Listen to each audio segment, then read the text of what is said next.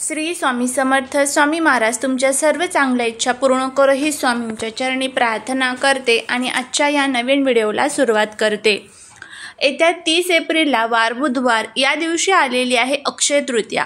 अक्षय तृतीया हा आपल्या हिंदू धर्मातील अनन्यसाधारण महत्त्वाचा दिवस असतो. या दिवशी तुम्ही जे काही काम करता तर ते अक्षय असतं.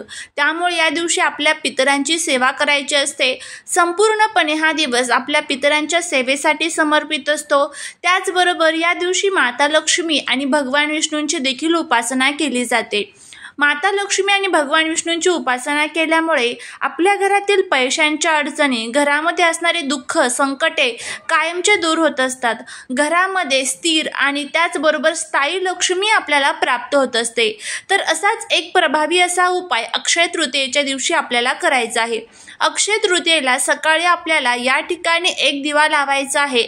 हा दिवा कशासाठी लावायचा आहे तर हा दिवा आपल्या घरातील सर्व अडचणी, दुःख, दोष, दारिद्र्य दूर करण्यासाठी, आपल्या पूर्वजांचे जे काही दोष आपल्याला लागलेले आहे, घरामध्ये जर काही पितृदोष असेल, वास्तुदोष असेल तर तो दूर करण्यासाठी आपल्याला हा दिवा लावायचा आहे. तर आता हा दिवा कसा लावायचा याबद्दलची संपूर्ण माहिती आज या व्हिडिओमध्ये मी तुमच्याबरोबर शेअर करणार आहे. त्यामुळे व्हिडिओ हा स्किप न करता शेवटपर्यंत पाहत राहा. चॅनलवरती नवीन असाल तर सबस्क्राईब करा आणि असेच नवनवीन व्हिडिओ बघण्यासाठी बेल आयकॉनलाही प्रेस करा, म्हणजे माझ्या सर्व नवीन व्हिडिओंचं नोटिफिकेशन तुम्हाला मिळेल आणि तुम्ही एक पण व्हिडिओ मिस करणार नाही. त्याचबरोबर कमेंटमध्ये जय माता लक्ष्मी लिहायला अजिबात विसरू नका, जेणेकरून माता लक्ष्मीची तुमच्या कुटुंबावरती भरभरून कृपा होईल. अक्षय म्हणजे कधीही क्षय न होणारं. अक्षय तृतीयेच्या दिवशी माता लक्ष्मीची उपासना करायची असते आणि या दिवशी विशेषतः करून माता लक्ष्मीची फक्त उपासना केली जात नाही तर त्यांच्यासोबत भगवान विष्णूंची सुद्धा उपासना केली जाते. जर तुम्ही फक्त माता लक्ष्मीची या दिवशी उपासना केली तर त्याचे दोष आपल्याला लागतात. त्यामुळे भगवान विष्णू आणि माता लक्ष्मीची उपासना एकत्रित तुम्हाला या दिवशी करायची असते. त्याचबरोबर घरामध्ये जर पितृदोष असेल, बघा, जर घरात ज्या वेळेस पितृदोष तयार होतो त्यावेळेस घरामध्ये अनेक प्रकारचे संकटे, दुःख, दोष, दारिद्र्य, अडचणी ह्या सुरू होत असतात आणि अक्षय तृतीयेला पितृदोष दूर करण्यासाठी काही विशेष वस्तूंचं दान केलं जातं. मग हे दान तुम्ही गोरगरिबांना करू शकता आणि यथाशक्ती तुम्ही हे दान करू शकता. मग तुम्ही अन्नदान, वस्त्रदान, निवारा दान करू शकता, पैशांचं दान करू शकता, पाण्याने भरलेला मटका म्हणजेच मातीचं भांड त्यामध्ये पाणी भरायचं आहे हेही तुम्ही दान करू शकता. नाही तुम्हाला पाणी भरायचं तर एखादं मातीचं भांड घ्यायचं आहे, त्यामध्ये तुम्हाला थोडेसे तांदूळ, गहू, जे धान्य तुमच्याकडे असेल ते भरून जर तुम्ही दान केलं तर ते अक्षय पात्र दान केल्याचं पुण्य आपल्याला मिळतं आणि आपल्या घरामध्ये कधीच धनसंपत्तीची कमतरता येत नाही. पण ह्या वस्तू ज्या वेळेस तुम्ही दान करणार आहात तर त्या तुम्ही गरजू व्यक्तीलाच दान करायचे आहे, हे लक्षात ठेवा. बघा, जर तुम्ही खूप कष्ट करताय, मेहनत करताय पण तरीही तुमच्या कष्टाला, मेहनतीला नशिबाची साथ मिळत नसेल, घरामध्ये आलेला पैसा हा घरामध्ये टिकत नसेल, पती पत्नीमध्ये सतत भांडण, कटकट, वादविवाद होत असेल, घरामध्ये वाईट शक्तींचा तुम्हाला त्रास जाणवत असेल, ज्या वेळेस या पवित्र तिथी जवळ येतात त्यावेळेस घरामध्ये खूप मोठ्या प्रमाणामध्ये भांडण होत असेल, घरामध्ये एकोपा राहत नसेल, त्याचबरोबर खूप पैसा घरामध्ये येतो पण तो सतत पैसा आजारपण, अडचणींमध्ये सतत खर्च होऊन जात असेल आणि अनेक अडचणी तुमच्या जीवनामध्ये येत असेल, तुमच्या ज्या काही इच्छा असेल, मग त्या नोकरी प्राप्ती, धनप्राप्ती, कर्जमुक्ती संबंधीच्या इच्छा तुमच्या त्या पूर्ण होत नसेल आणि पितृदोष ज्या वेळेस असतो त्यावेळेस पितृदोष दूर करण्यासाठी ही जी तिथी आहे तर ती अनन्यसाधारण महत्त्वाची मानली जाते. त्यामुळे हा दिवा आपल्याला आपल्या पूर्वजांसाठी, आपल्या पितरांसाठी लावायचा आहे. आता हा दिवा कसा लावायचा त्याची संपूर्ण माहिती आपण घेऊया. त्यामुळे व्हिडिओ हा स्किप न करता शेवटपर्यंत पाहत राहा आणि त्याचबरोबर कमेंटमध्ये श्री स्वामी समर्थ लिहायला विसरू नका, जेणेकरून स्वामींची तुमच्या कुटुंबावरती भरभरून कृपा होईल.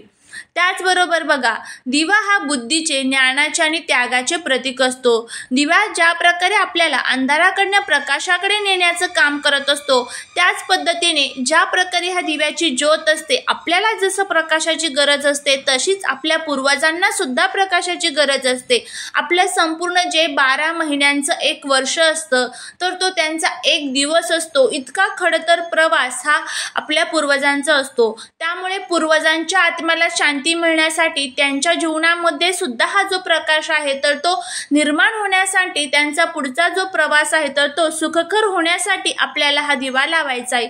जर पूर्वजांच्या आत्म्याला शांती लाभली तर आपोआपच आपल्या जीवनामध्ये सुद्धा त्याचे शुभ परिणाम आपल्याला दिसून येत असतात. तर आता हा दिवा कशा पद्धतीने लावायचा आहे ते आपण बघणार आहोत. जर घरामध्ये सुतक पिरियड्स असेल तर तुम्हाला हा जो उपाय आहे तर तो करता येणार नाही. तर आता सर्वात प्रथम तुम्हाला एक दिवा घ्यायचा आहे. दिवा हा कुठेही तुटलेला फुटलेला असा अजिबात नको, व्यवस्थित दिवा घ्यायचा आहे. तुम्ही इथे मातीची पंती घेतली तर अतिशय उत्तम, नसेल पंती तर मग इतर कोणत्याही धातूचा दिवा तुम्ही घेऊ शकता. बघा, आपण वेगवेगळ्या प्रकारचे दिवे हे वेगवेगळ्या प्रकारच्या देवी देवतांना समर्पित करतो.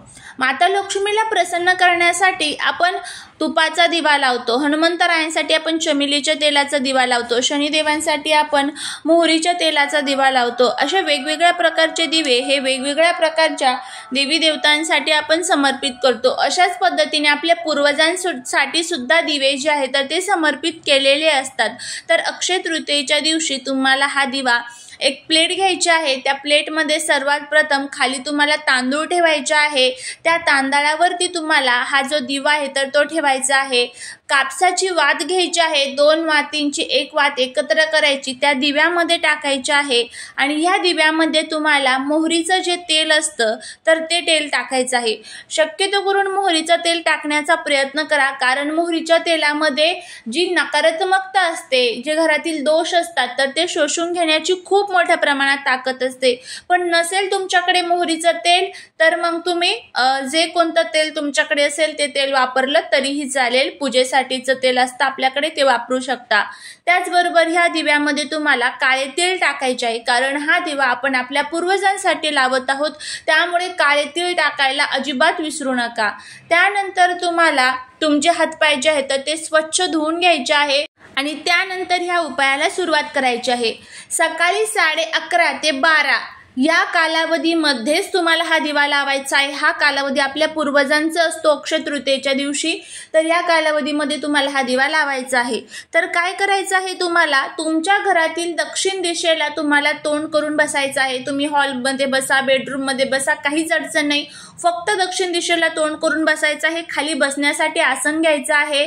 आणि बघा, दक्षिण दिशा जी असते तर ती पूर्वजांची दिशा मानली जाते. आणि त्यानंतर तिथे आसन टाकून बसायचं आहे. दक्षिण दिशेला तुम्हाला तोंड करायचं आहे. हा दिवा तिथे ठेवायचा आहे. दक्षिण दिशेलाच दिव्याची वात झाली पाहिजे हे लक्षात ठेवा. त्यानंतर पितृस्तोत्रमचं तुम्हाला एकदा पठण करायचं आहे. पितृस्तोत्रम हे तुम्हाला गुगलवरती मिळून जाईल. अगदी 2 मिनिटाची सेवा आहे. जर तुमच्याकडे नित्यसेवेचं पुस्तक असेल तर त्या नित्यसेवेच्या पुस्तकामध्ये सुद्धा पितृस्तोत्र आहे, त्यामधून तुम्ही वाचून म्हणू शकता. त्यानंतर तुमच्या पूर्वजांचं तिथे स्मरण करायचं आहे, पूर्वजांना प्रार्थना करायची आहे. घरातील ज्या काही अडचणी अडथळे असेल तर ते सर्व दूर करा. तुमची अखंड कृपा या घरावरती असू द्या अशी आपल्याला प्रार्थना करायची आहे. आणि त्यानंतर तुम्हाला हा जो दिवा आहे तर तो जोपर्यंत तुमचं स्तोत्र पूर्ण होत नाही वाचून तोपर्यंत तिथेच ठेवायचं आहे. स्तोत्र पूर्ण झालं की त्यानंतरही तो जोपर्यंत जळत आहे तोपर्यंत तिथेच ठेवायचा. तुम्ही स्वच्छ हातपाय धुवायचे आहे आणि नंतर तुमच्या पुढच्या कामाला सुरुवात करायची आहे. अशा पद्धतीने तुम्हाला हा उपाय करायचा आहे. तुमची पूजा झाल्यानंतर म्हणजे तुमचं पितृस्तोत्र वाचून झाल्यानंतर हातपाय धुवायला विसरू नका. तर अशा पद्धतीने आपल्याला हा दिवा लावायचा आहे. आता दिवा थंड झाला की दिव्यातले सर्व साहित्य काढून घ्यायचं, निर्माल्यात टाकून द्यायचं आणि दिवा परत यूज करू शकता. दिव्याच्या खालचे जे तांदूळ आहे तर ते पक्ष्यांना खाऊ घालायचे. अशा पद्धतीने हा उपाय करायचा आहे. अगदी साधा सोपा आहे, करून बघा, फायदा होईल. चालेली सेवा महाराजांच्या चरणी रुजू करते. व्हिडिओ जर आवडला तर लाईक, शेअर आणि सबस्क्राईब करायला विसरू नका. भेटूया पुढच्या नवीन व्हिडिओत. श्री स्वामी समर्थ.